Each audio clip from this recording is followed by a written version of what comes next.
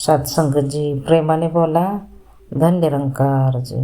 सत्संगजी सद्गुरूच्या कृपेने हे ज्ञान प्राप्त झाले, आपल्या जीवनाचे कल्याण झाले आणि आपल्या भक्तीची सुरुवात झाली. सत्संगजी संगत, सद्गुरू आणि निरंकार ही एकच सत्ताची 3 नावे आहेत. आपण मानव आहोत तर मानवतेसाठी वरदान ठरू शकतो.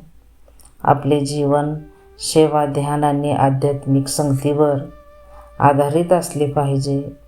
जर दृष्टिकोन शिकण्याचा असेल तर प्रत्येक कणाकणात संत महापुरुष योगानुयोगे शिकवत आले आहेत की जर आपण मानव आहोत तर खऱ्या अर्थाने मानव बनले पाहिजे. आता आपल्याला ब्रह्मज्ञानाची दात देणगी मिळालेली आहे तर आपण आपले जीवन गुरुमतानुसार जगले पाहिजे. आपण त्यात मग्न राहिले पाहिजे. आपण त्याच्या अनुभूतीत मग्न राहिले पाहिजे.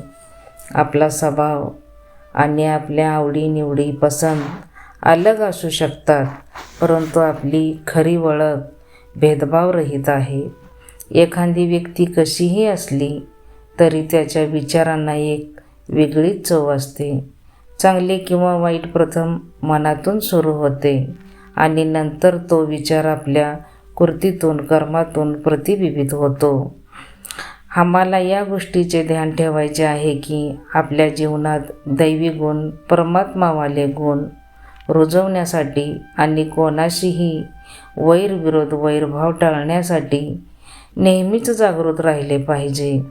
कोणाचे मन दुखवायचेही नाही आणि स्वतःचेही मन दुखवून घ्यायचे नाही आणि कोणाला कठोर शब्दही बोलायचे नाही, कारण आपण एकच प्रकाशातून जन्माला आलो आहोत आणि प्रत्येकजण त्यातूनच जन्माला येतो.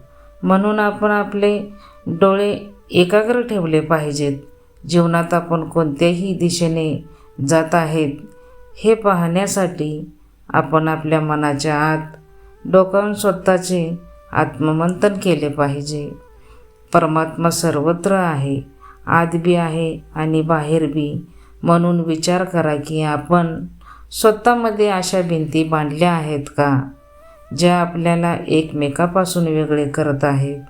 जेव्हा आपण परमात्मा भावनेपासून दूर जातो तेव्हाच आपण एकमेकापासून वेगळे होतो, तेव्हाच द्वेषाचा जन्म होतो.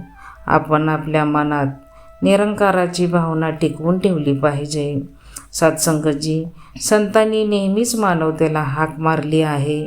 हे मानवा, तू फक्त स्वतःलाच तुझी ओळख असं समजतोस. तुझे अस्तित्व, तुझे मूल्य या शरीराच्या उपलब्धीमध्ये आहे असे तुला वाटते, पण ही खरी ओळख नाही. संत स्पष्ट करतात की भौतिक जगात जगलेले जीवन आत्म्याच्या पातळीवर नेले पाहिजे आणि त्याच्या मुळापर्यंत पोहोचले पाहिजे. हे ओळखा की तुम्ही शरीर नाही तर या शरीरात असलेल्या परमात्म्याचा अंश आहे.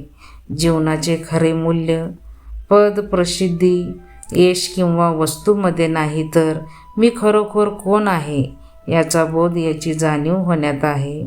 जे मौल्यवान आहे, बहुमूल्य आहे, अमूल्य आहे तर तो परमात्मा आहे. या संसाराच्या गोष्टीचे मूल्य असू शकते पण या निर्मात्याला कोणतेही मूल्य नाही. जीवनाचे खरे मूल्य या अमूल्य सत्ता ओळखण्यात आहे.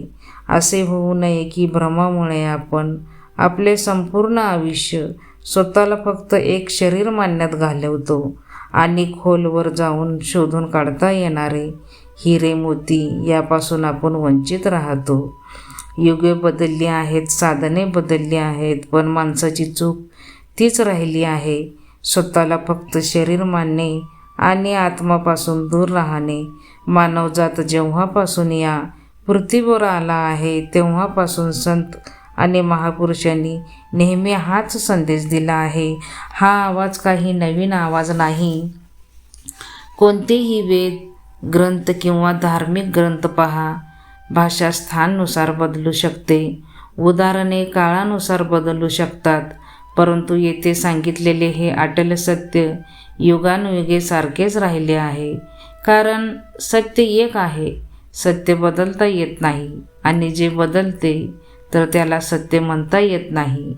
आत्मापर्यंत पोहोचण्यासाठी या आध्यात्मिक अस्तित्वाचे, या परम अस्तित्वाचे, या शाश्वत निर्गुण निराकाराचे दर्शन आवश्यक आहे. जोपर्यंत या स्रोताला पाहत नाही तोपर्यंत आपण त्याचा अंश आहे हे समजू शकत नाही.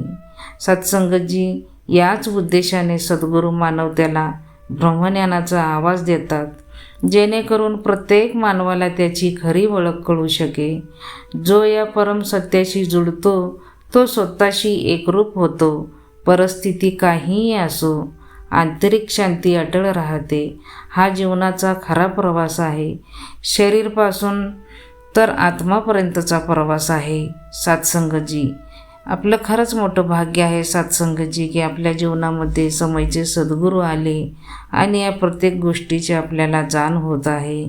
सत्संगजी सतत सत्संग सेवा आणि नामस्मरण करायचं आहे. सत्संगजी प्रेमाने बोला. धन निरंकार.